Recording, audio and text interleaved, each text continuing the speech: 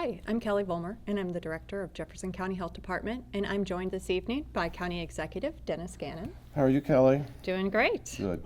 Good. So we're here tonight to talk to you a little bit about some of the frequently asked questions that we've been receiving through the Health Department's Facebook page. We've received a lot of questions as this has gone forward, and we understand folks have concerns and are looking for a little more guidance in terms of our stay-at-home order. And so tonight we are going to go through some of the most frequently asked questions we have, but in addition to that, we're also going to put a list of additional frequently asked questions on our Facebook page so that you can look through answers as well.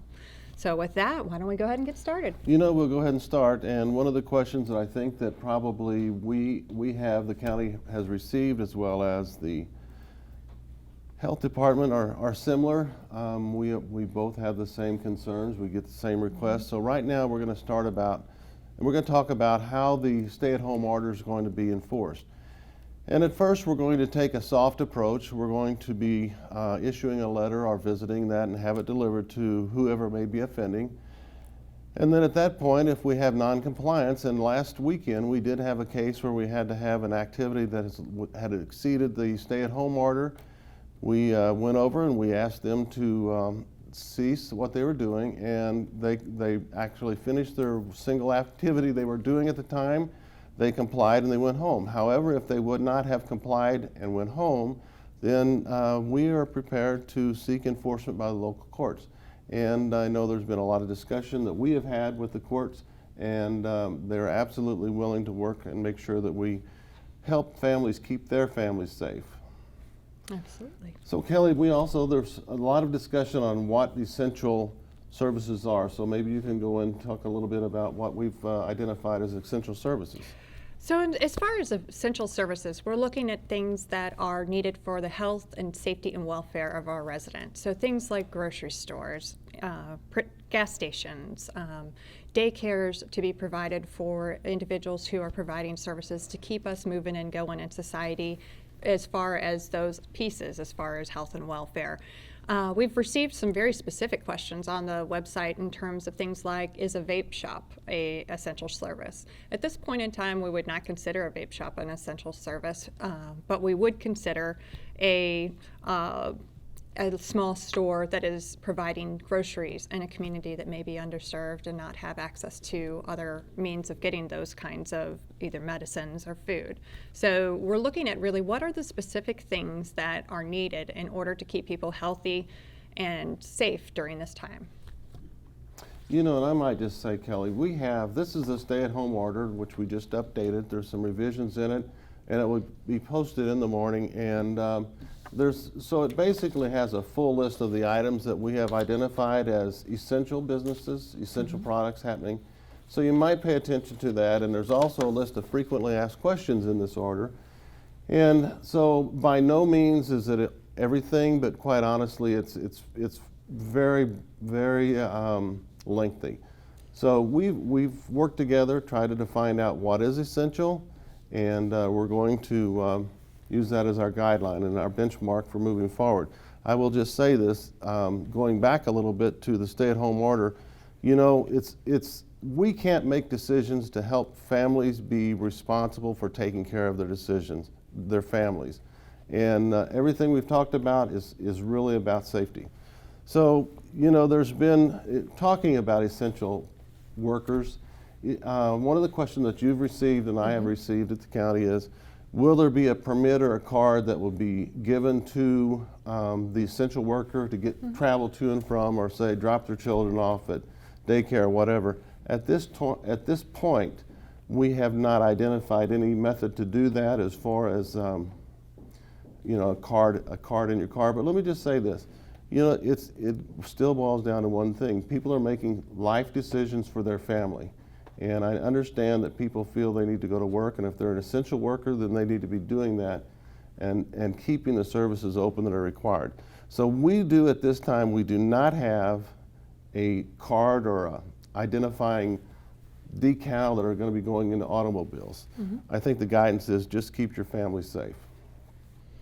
Absolutely.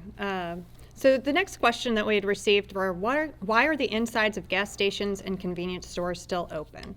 There's a couple of reasons for this. One in particular is that not everybody pays with a card. So for those individuals who work strictly from cash, there would not be the availability of paying from outside the convenience station, as well as individuals who utilize gas stations for a food mart. There are some areas of our county that do not have immediate access to close food or grocery stores, and so a lot of times those gas stations serve as the local grocery or the local store for somebody to be able to get their medicines and extra needs. And so that was the purpose in keeping them open. We would highly encourage people, if possible, to utilize the pay at the pump options to limit the number of people coming and going from the inside of buildings. But as much as possible, try to maintain social distancing, utilize the outside pumps, and only go in if necessary.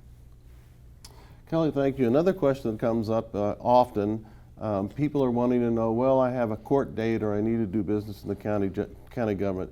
The courthouse is open. We do actually take everybody's temperature coming and going from our buildings. And today I was in the courthouse. I had my temperature checked as I went in. I showed my ID card. I went in and had my temperature checked. We do have dockets are going to be, and a docket is basically a judge schedule for the day. I'm not sure if that's exactly a good definition. But there are some mandatory activities that have to take place, and if they have a question, the people who are going, who may have those court dates, really just need to check with their attorney who represents them and ask them for guidance. They should not be calling the county or you and say, hey, what do I do about a court date, when they are represented by somebody and they need to be calling that somebody who is their attorney. So the municipal courts, which are actually operated by Jefferson County proper, those court dockets are actually temporarily suspended for right now. And so if you have a question, contact the court or contact your attorney who represents you. Okay. So Kelley, we can talk about a lot of stuff, so we might as well just keep this going. I appreciate it. One of the other questions that we've received, which is probably our most popular question that's being asked right now, is an explanation of why the schools are closed but child care centers are open. So one of the things that I want to let you guys know is that we have been in constant communications with the superintendents in the schools. They were pre-planning and looking at all of their options in terms of trying to keep their staff, their students, and their families safe. And the superintendents made the decision as a group to decide on closing the schools for a period of time. I strongly support their decision to do that. It is in their it's their best interest to make sure that their students are safe. And so that is absolutely something that we support. As far as the daycares, we're in a similar situation. The daycares are not being required to close. They have the option that they can. But as far as the daycares, they are a vital tool in our community to be able to keep daily living moving. So not only for first responders and healthcare workers, who a third of our healthcare workforce has children and they need daycare, but the other piece of that is all of the other essential workers, our grocery store workers, our truck drivers. Those individuals also need to have a place for their children to receive safe and healthy care while they're helping to keep society moving during this time. So it is definitely a personal choice whether somebody wants to send their child to daycare or not, but we are leaving that in the hands of the daycare providers whether or not they decide they want to close. Kelley, if I could follow up a little bit. You and I have been with the superintendents at a meeting that they've had probably in the last 2 weeks. We've been with them 3 times. Yes. And it's amazing watching our school superintendents, all of the schools, and that's actually the high school systems as well as the elementary school system, both private and parochial and public. And they sit down and they collaborate and they talk about what they're doing. And quite honestly, it's really refreshing to see them share ideas, because they also realize that the school system, for many cases, provides food for maybe breakfast and lunch, and it's absolutely amazing that they have put into place the different things they do for kids. They don't offer just education, they offer the satisfaction and the safety of a good environment when school's in session. And now these school superintendents, they realize that life doesn't stop for these kids if they're at home. So they're making sure they're delivering meals. I know teachers are checking on their kids to make sure their kids their health and welfare and is doing all right. So we have to, and Kelley and I have sat in on a lot of hours of meeting with those people, at the superintendents, and they have one thing in mind, and that's the safety of the kids. Absolutely. So I think that's a key factor that we're so fortunate to have a county that collaborates so well with each other. I think that, I'm No, sorry. please go ahead. Go ahead. I think one of the main issues or the points to take away from this is really, even just in the title of the order, stay at home. So what we are encouraging, we're not trying to limit individual freedoms. We're not trying to limit businesses and the things that they're doing. We're trying to encourage residents to take individual responsibility and stay home. The reason being is you are the best tool to keep yourself and your family safe. In limiting the amount of exposure that you have in the community, whether that is going to the grocery store, whether that's going to the gas station. If we've had questions asked about, can I go to the park? Absolutely. Go for a walk. It's outside your way. I wouldn't recommend going and playing soccer right now with a big group of people, but if you are, enjoy some fresh air and take some time to do some things for yourself. This would be a great time for that. But what we really were looking for is ways to keep people home and away from the potential of being around other people who might have the virus, so that we can keep our community as safe as possible for the near future. Can I just follow up? I know that we encourage people to do healthy things and be healthy and keep their family with as little exposure, and yet I received an email today that said, hey, are you really telling me to go out and walk the dog? Well, people are running by me and this and that. And I said, well, people just need to understand, you really need to practice social distancing or healthy distancing. I'd say the social distancing, I get it, but it's really a healthy issue. Mm-hmm. It's healthy distancing. And, there's going to be, if people don't do anything at all for the next week or so, and they're inside all the time, it's going to be a problem. Yeah. So I think that the idea of healthy distancing is important, and we never know who may or may not be infected, but with a positive case. But I think, and you might explain a little bit about how people say, well, can you tell me whose house? Is it the person next door? Yes. So what are your guidelines, and what do you need to share with the people listening to this? I'm really glad that you asked that, because it's really important for us to protect our patients' rights and our patients' information. If this was your father or my mother or somebody's sister, we wouldn't want that information broadcast to everybody. And so part of that is protecting and respecting the individual who is the patient at this time. The second piece of that is that it creates two issues. One, if I say in a particular area of the county that there is an illness and that's where that person lives, everybody in that community is going to freak out. And everybody in the rest of the community is going to say, oh, I don't have to worry, thank goodness it's not in my area, which is not true. At this point in time, we are considering there is the possibility of community spread. With that possibility, everybody should take precautions and ensure that they are doing all they can to ensure their health and safety, such as washing their hands, social distancing, staying home as much as they can, in order to limit their exposure to other folks. Kelley, I just kind of have one last thought to bring up, because I know that the Jefferson County, we have inside the county itself, we have one major hospital. Mm-hmm. And so people might say, well, how and where do I need to go? I can't get tested. Well, I know that there's been plans, there's been pop-up test sites throughout the different parts of the region. And I know that we have planned some pop-up test centers in certain parts of the county.